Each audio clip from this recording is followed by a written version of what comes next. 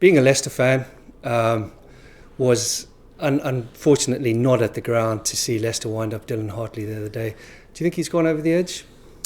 I think, what does over the edge mean? I think he's gone over the edge a few times, and it's easy for that to sound like a criticism. And while he wouldn't want anyone to condone, bits of behaviour that get him yellow and red cards and bans and that sort of stuff, I'm a firm believer that you remove that edge from Dylan Hartley's game and he's suddenly not a 60 cap player. That doesn't mean the rest of his game isn't good enough. Of course the rest of his game is good enough or he wouldn't be there.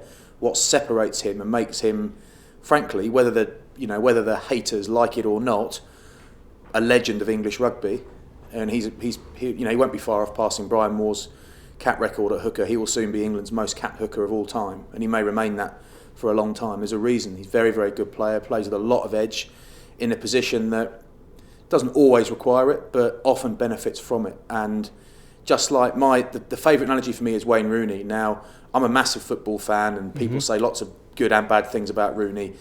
The fact is, his record speaks for itself. He's a wonderful player who produces when it matters a lot of the time.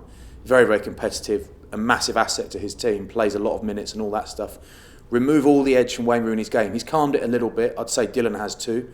A couple of misdemeanours recently, but it doesn't seem as frequent as it perhaps used to be. Do you think there's a risk, though, that he's going to get targeted by other teams now? The referees are not going to give him any protection. What's new? I mean, if you were playing against England and Northampton, what would you do? You'd try and get in Dylan Hartley's face, and most of the time he copes with that. A lot of the time it actually makes him play better because he hits rucks harder, elbows up, knees up, and he's an awkward bugger to play against, and that's when he's at his best. He hits hard in the midfield, he carries hard, and he's hard work. That's the point of Dylan Hartley. He's hard work to play against. Of course they'll target him, absolutely.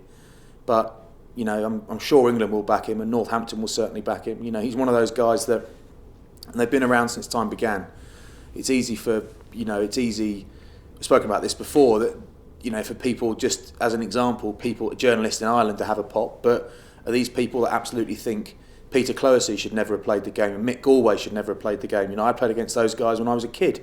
I was 6 or 7 months out of school when I played against those guys at Thomond Park, and the things they did to me, while they're a bit of fun amongst blokes, if I told my mum, she'd cry her eyes out. I'm an old fella now, so did he denounce them? Are the same people saying these guys shouldn't be allowed to play? The game has changed a lot. It's changed hugely.